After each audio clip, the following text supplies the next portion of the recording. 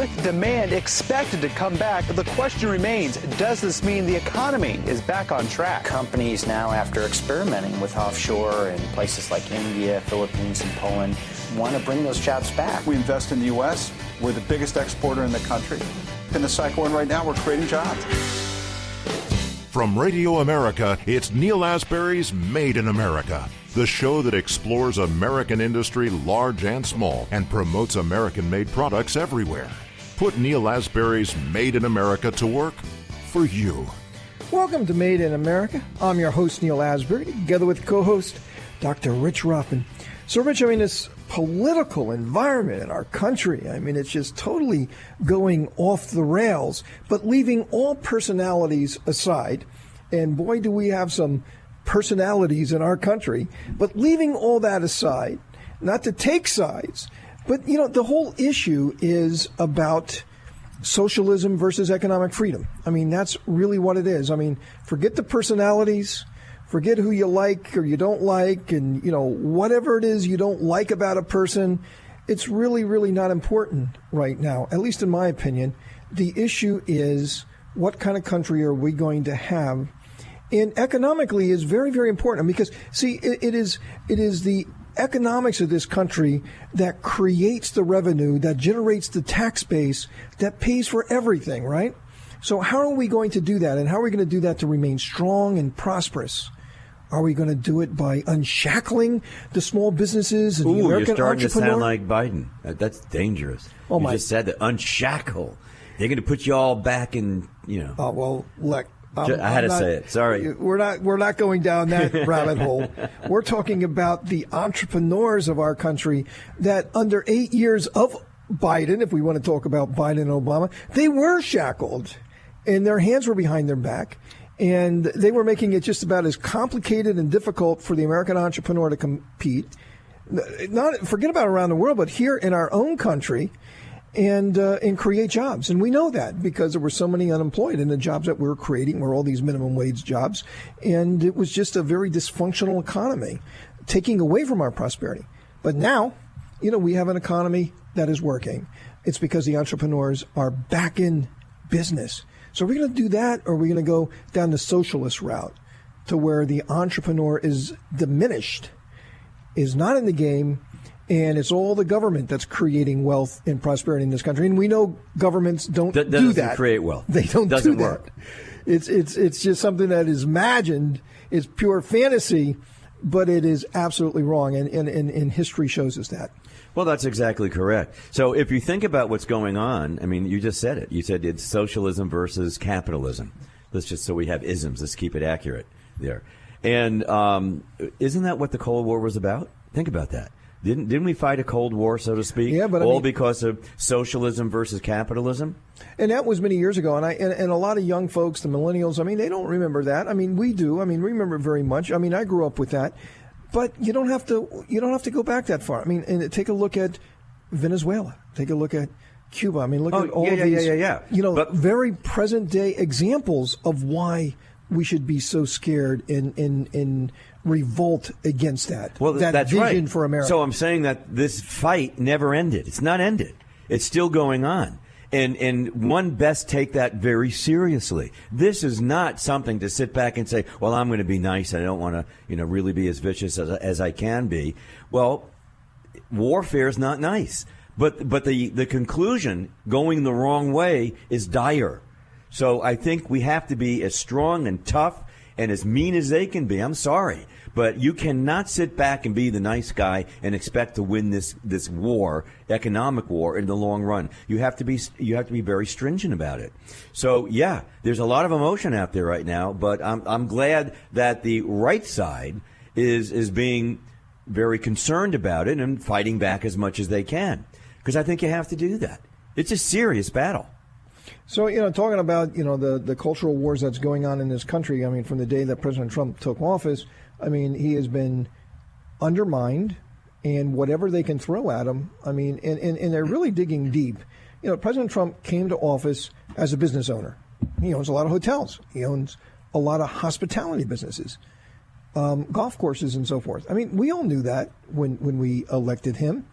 But, there's all these lawsuits of saying that somehow because he's president now, he's benefiting from that and that he shouldn't benefit from that. And you have all these activist judges, which, coincidentally appointed by Democrats. And every time they get a chance to knock the president, whether it's constitutional or not, whether it has any legal precedent or not, I mean, they just hammer the guy. And but there has been a big win just recently in the courts, and he hasn't had a lot of wins in the federal courts. But he has won big in the emolument lawsuits, and that is that somehow his businesses are benefiting because he's president, and somehow that's unconstitutional. There has been a number of these lawsuits.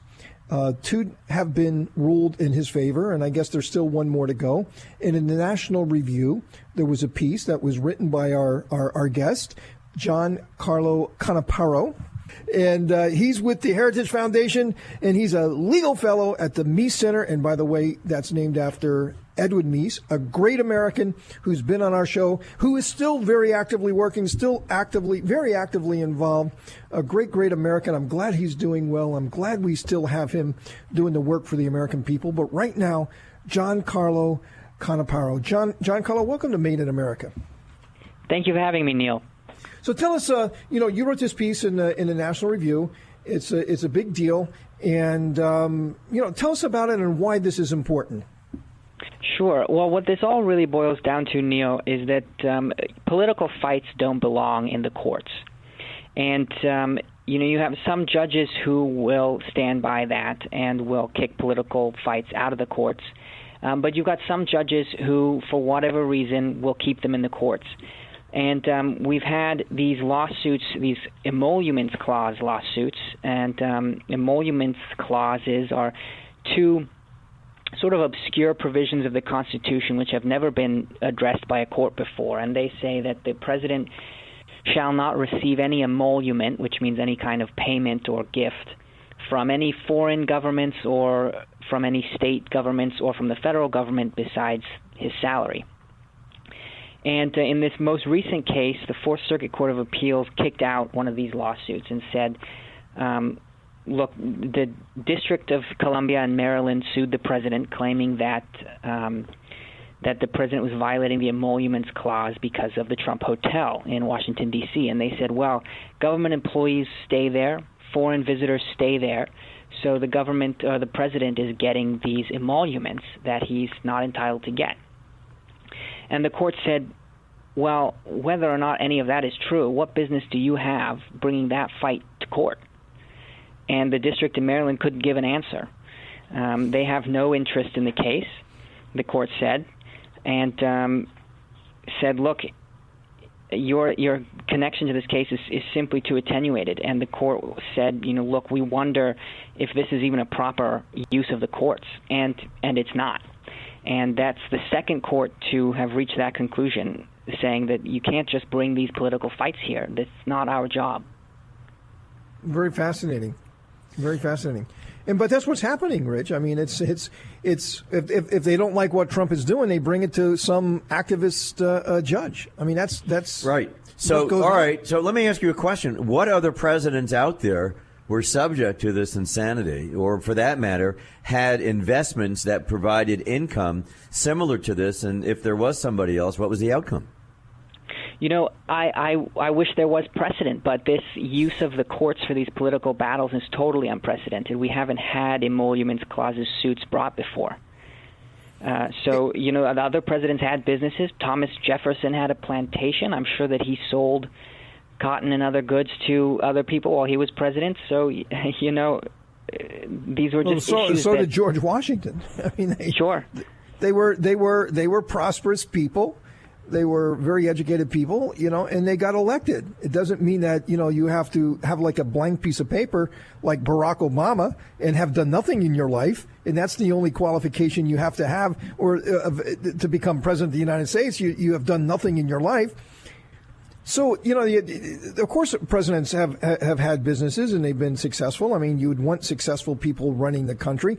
it just seems to be very, very natural to me, very basic logic. Let's get very smart and successful people to help grow this country. Very, very appropriate thing to do. Hey, but what did the plaintiffs want in this lawsuit? What were they trying to achieve by bringing it? I mean, what did they want Trump to sell all of his hotels and properties? I mean, did they want him just to stop being president? I guess that's really what they wanted. Bottom line, they want to stop being president. Very fascinating. Why did they come to? Why are they going to court? Well, let me think about that for like a nanosecond. Harassment. Good one. Harassment. Good one. Hey, Giancarlo, thanks for coming on the show. Giancarlo Canaparo from the Heritage Foundation, a legal fellow at the Meese Center. Tell Mr. Meese that we really admire him and appreciate his work and hope that he will come back on the show as well as you, because I'm sure there's going to be a lot of jurisprudence that we need to track here. This is absolutely bizarre stuff, but very, very important. Thanks for being on the show. Absolutely. Thank you both for having me.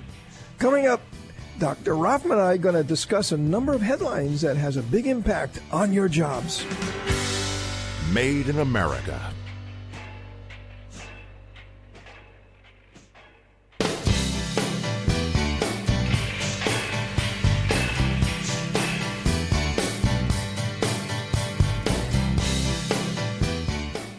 Welcome to Made in America. I'm your host, Neal Asbury, together with co-host Dr. Rich Rothman. So, Rich, I'm going to read a few headlines here this week, just to kind of get your opinion. Talk about, all of the freebies. And, you got this Democrat presidential primary sort of going on, and, it's getting pretty heated, and I guess it's all about, what freebies that you can come up with. What's the latest round of freebies that you can come up with, right? And other things that would have huge impact on our economy to kind of penalize people that we don't like. Now, it's funny because, in these presidential debates, it's all the candidates are talking on behalf of the American people. Well, the American people want this, or the American people don't want that. And, I'm here because of the American people. You're there because of a very thin slice of the American people that you're advocating on behalf, because there's a huge swath of America that is absolutely repulsed by some of these things, like Bernie. You're a good guy, Bernie. Bernie Sanders. Bernie. You do an incredible impersonation of Bernie, but what we have to have here. What we have to have here is everyone gets something that costs $40 billion. It's going to cost $40 billion. But that's nothing. That's chicken feed. The wealthy can pay for it. Well, thank you for that, Bernie, because, Bernie, you want to just provide universal health care for everybody, right? And you want to give up private insurance. Private insurance, 180 million Americans have private insurance, and they're very happy with it.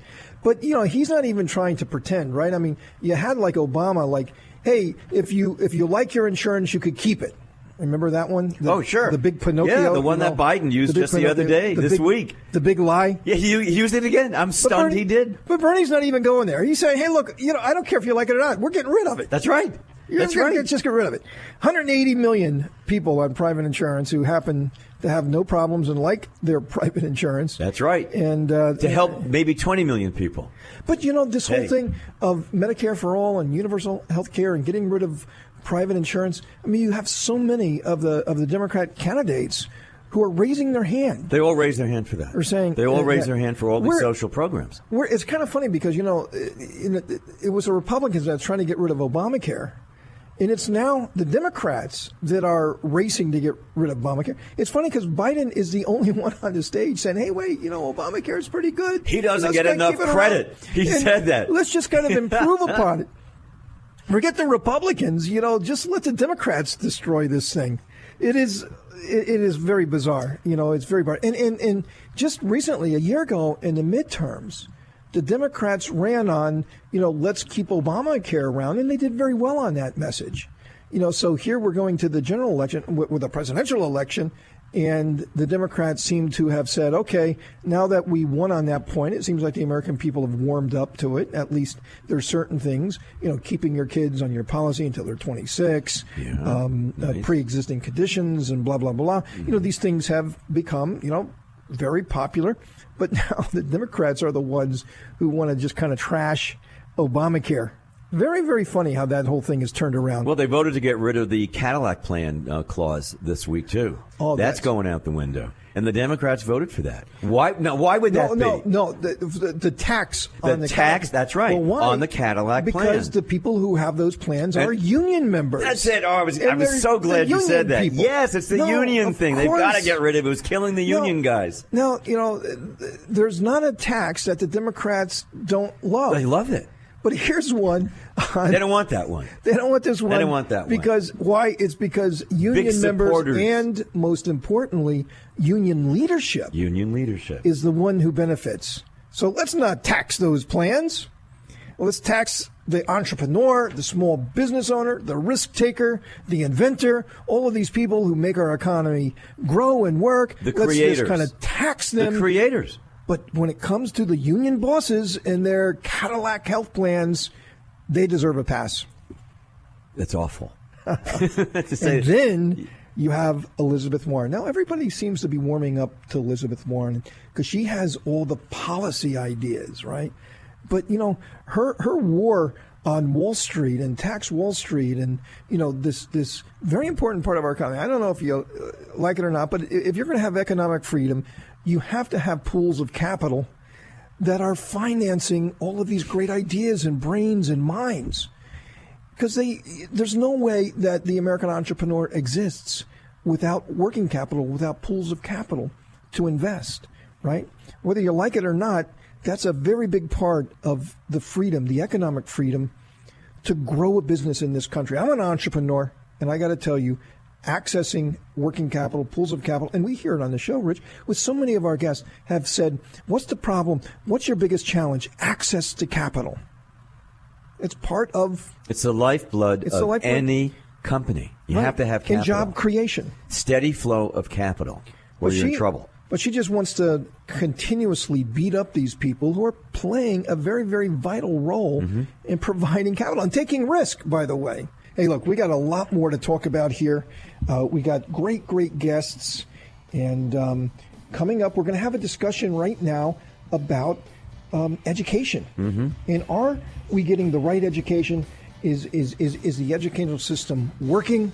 And there's a lot of people and a lot of parents particularly that are feeling that, their kids are being left out. We're very pleased to have coming up Shaun McAlmont, who's the Executive Vice President of Career Readiness Education. We're going to talk about a very, very vital thing, getting our young people ready for their careers and their futures. You don't want to miss it.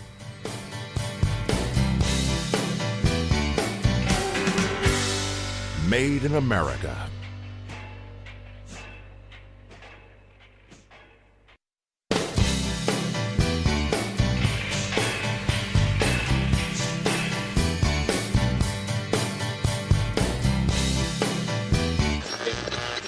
Sharply higher at the open, stocks continued to perform well over the course of the day Tuesday. And I think that bodes well here over the next couple of years for having bigger demands coming to this country. Now, more of Neal Asbury's Made in America. A very big welcome to you today. I'm your host, Neal Asbury, together with co-host Dr. Rich Rothman. So, Rich, in talking about a successful and prosperous country, you can't have that unless you have an education system that is preparing our young people for the opportunities that exist. Not some sort of fantasy sort of world that, a lot of the kids going through 4-year degrees, racking up all this debt, getting out of school, and moving back to their parents because there's absolutely no jobs that's been created for the type of education they're getting. They're totally unprepared and, $100,000 in debt. And there are no jobs, there are no opportunities. Exactly.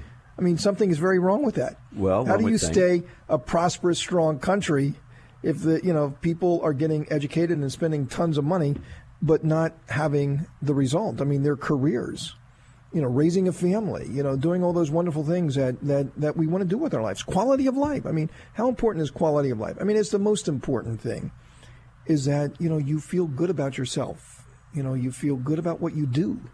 You feel good that you're being compensated fairly for that. And it just makes the world of difference in how a nation works.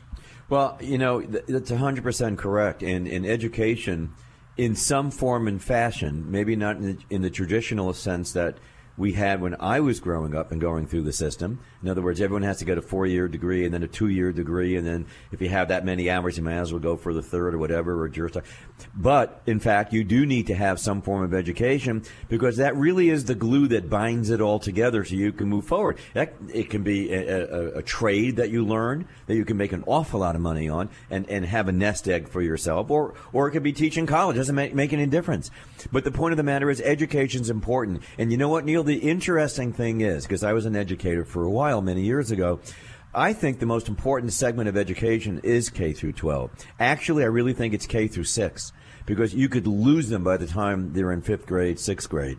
You've got to get them in the early years and track them and give them the opportunity to succeed. And education is the way to go and do that. And I believe, and the U.S. is number 35 in the world right now in education population. I believe that we have to make a point of enhancing our educational systems. And here's the statistics: only 12% of parents strongly agree that the K through 12 school system is doing enough to prepare students for a career after graduating. Only 12%. Yeah, I agree with that. Hey, let's bring on Shaun McAlmont, who is the Executive Vice President at Career Readiness Education, K through 12 Inc. He's a guy who knows what's going on. Hey, Shaun, welcome to Made in America. Hey, it's good to be with you both. Amazing. 12% of parents strongly agree that K through 12 is actually working. Only 12%. So that means a lot of people are not pleased with what our school system is doing to prepare their students, their children, for careers after graduation. Wow, that's a very stark statistic. It really is, and that number gets lower. There's less confidence for parents who have had, kids in the school system a little longer. So it does seem a little dire. And interestingly enough, parents sometimes don't feel that they're well prepared enough to pick up the slack where the schools are not doing their job. And so, you've got third-party groups coming in, like K-12, my company, to try to prepare students and their families for careers at earlier ages. Well, all right. So exactly. So where does the money come from? Where's the funding going to come through to create the programs that we need to get back to basics and develop the new programs that meet the needs going well into the 21st century? I think that's a two-part question, Rich. I mean, it's interesting because, there is a per-pupil funding mechanism in the country right now that really takes care of kids in K through 12. So if your student wants to go to a charter school, the charter school will get a proportion of those funds that are earmarked for every student in a particular school district. That's one set of funds, but that just carries on the system in the current way it's been operating. I think that there needs to be significant investment in career readiness. I think you mentioned it earlier in your opening comments that this is about the middle class and preparing a workforce for jobs that didn't exist 10 or 20 years ago. I just don't think the status quo is going to work here. It needs to be significant investment. And by the way, I think industry also needs to play a critical role. So, Shaun, I'm in the state of Florida, and our property taxes where I am are really quite high. And if I read my property tax bill every year, about a third of it, if not more, goes to education, goes through K through 12 education. So, I personally am spending a lot of money on funding these schools. I know. I see the check that I'm writing every year. It's quite painful. But hey, look, it's my responsibility. It's all of our responsibilities, whether we have kids in the school system or not, to make sure to keep our country strong and prosperous, that we are turning out and giving our kids all the opportunities that they deserve. Okay, I get that. So, but, like in running a business, this happens to me in running my business, is that sometimes I'm spending all this money and I'm looking at the results and I'm saying, hey, look, I'm not getting the results. It's not because I'm not spending the money. Yeah, I am spending the money. I'm spending all this money, but I'm not getting the results. Is it a case that we're not spending enough money? Or is it a case that we're spending the money and we're not getting the results? I think sometimes we're spending the money in the wrong places. So you're right. I mean, there's a good amount of money coming into public education and also to private schools. But you'll find that the schools that are more oriented toward preparing their students for life beyond high school, they're finding ways to allocate those dollars a little better. And I think that it's possible for every school out there to do it. It just takes a real focus on this area of career readiness and preparation. High schools are still in a 150-year-old, stagnant way of delivering education, and it's causing a big gap between what's happening in industry and what's happening in the classroom. Very fascinating. Hey, Shaun, a very, very important topic. Thanks for being on the show. Shaun McAlmont, he's Executive Vice President of Career Readiness Education, K through 12. We really appreciate your thoughts and the work that you do. Hey, thank you very much to both of you. Coming up, we have Alfredo Ortiz from the Job Creators Network. He's been with us before. We've talked about a lot of fascinating things. He is always very, very insightful. We're going to talk about the House passing the minimum wage bill to $15 an hour. What will that do to our jobs? Made in America.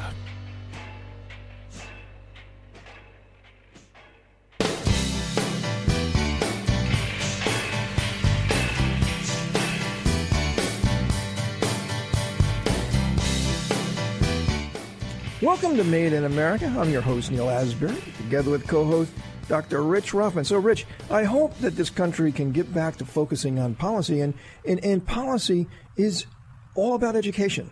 Very, very big. But we're so distracted about, all the personalities and all this other kind of stuff. We're not talking about education. And it was great to have Shaun McAlmont back on the show. He's been with us before, a great, great guest, talking about the dissatisfaction that the parents have for their children going to school, not feeling that they're doing a great job. And who would know better but the parents? Yeah, they would. And I got to tell you, I think it's very, very not easy being a parent in the 21st century. Oh, there's so much to worry about. And now you're worried about, are our schools actually giving the education to allow our kids to have a career? I mean, that's what we do, from K to 12. I mean, we're supposed to prepare them for life. And it looks like we're not doing a great job of it. But on to the minimum wage. This past week, the House passed along party lines to a bill to increase the minimum wage to $15 an hour. Now, that's just not going to happen. It's got to get through the Senate and then the president. Right. But it's just one of those sort of things, political moments, to try to put everybody on record. Let me just get the stats out so we can lay the groundwork for that. It was party lines, 231 to 199. 3 GOP voted in favor, but this is interesting, Neal. 6 Democrats opposed. Fascinating. It's a crack in the line. Yeah, so, again, party lines, I mean, that's what our country has become. But it's a very important topic. We talked a lot about it. Do we create jobs or lose jobs? Do we lift people out of poverty or do we put more people into poverty? It is the ultimate debate. It is the ultimate debate. And to help us with this, we're very pleased to have back with us an incredible guest. He's been with us a number of times, and we love his organization, Alfredo Ortiz from the Job Creators Network. Alfredo, welcome back to Made in America. Neal, thanks so much for having me. I appreciate it. So here's a quote. It's actually from you, that the House Democrats pushed through an outrageous bill that will force up to 3.7 million Americans to lose their jobs. You go on to say, House Democrats want to appease the far left and squeeze the 90 million Americans who work or own a small business. I mean, that's very, very powerful words, Alfredo. So tell us, what do you really think about this bill? Look, Neal, it's just, again, it's grandstanding. It really is, because the reality is we know, fortunately, it's never going to get through the Senate, which means it'll never become law. It won't get to the president's desk. But more importantly, what I think it calls out is, again, the Democrats care more about just trying to make a statement than they are about the American public. We've got almost estimated from the CBO, and it's not like the CBO is necessarily a friendly body to the conservative party, the Republican Party. estimated almost 4 million jobs could be lost. Even though it is going to be taking up, let's say, 1.7 million people out of poverty, I would love each congressman, Democratic congressman that voted for this, to call each of those people who lose their jobs and say, sorry, I hope you don't mind the trade-off. So let me ask you that right there. Let me just ask you about the insanity of that statement coming from the Democrats. So if I understand this correctly, it's sort of like we're going to give you this and then you're going to lose this. So it's kind of a break even so no one goes anywhere. And so the logic is this is a really good bill because 1.3 come out of poverty, but then again 1.3 or more go into poverty. So can someone please explain the logic in this to me? Because it doesn't make any sense to me.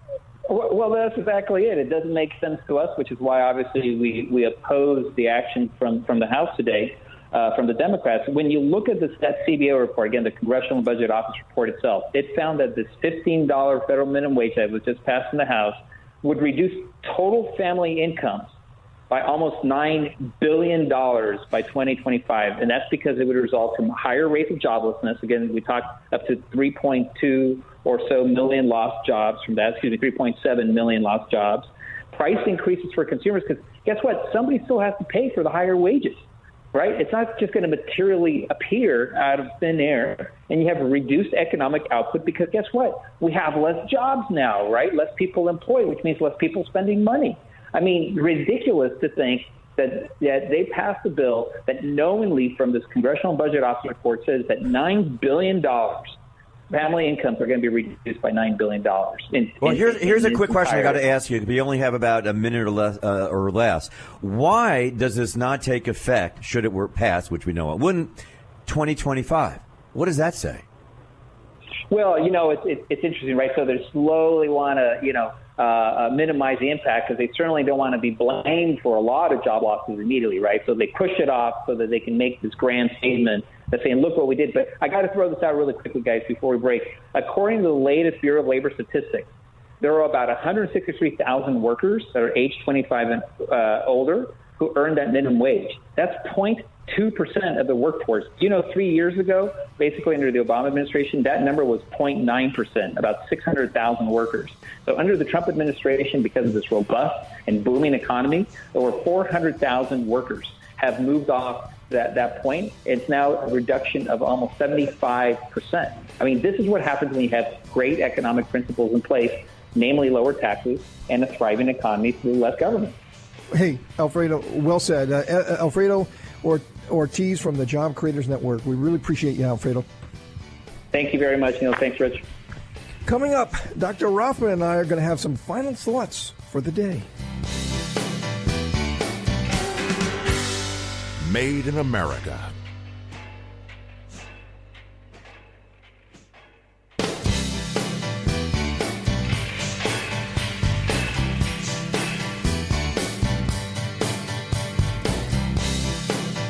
Welcome to Made in America. I'm your host, Neil Asbury, together with co-host Dr. Rich Rothman.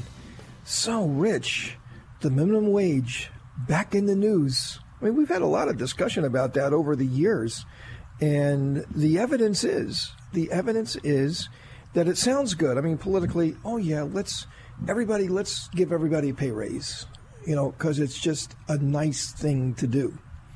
But the unintended consequence is that you destroy so many people's jobs. And here we're finding out through the Job Creators Network, they're estimating that to be up to 3.7 million jobs. And the other thing is right now we have 7 million jobs in this country that's unfulfilled, right? And these are not just any job. These are good jobs. These are good These are technical jobs too. These are jobs that are paying very well above the minimum wage. That's right. So there's a lot of economic activity in this country going unfulfilled. But you want to put a dark cloud over it? And let me tell you also is that, I own businesses around the country, and I own businesses in places like Kentucky. I own businesses in places like Philadelphia, in Florida, and in California. And so not every part of the country is economically the same. It's not. In the cost of owning a home, say, in Tennessee or Kentucky, in this area, I mean, for $200,000, you get a beautiful home in California.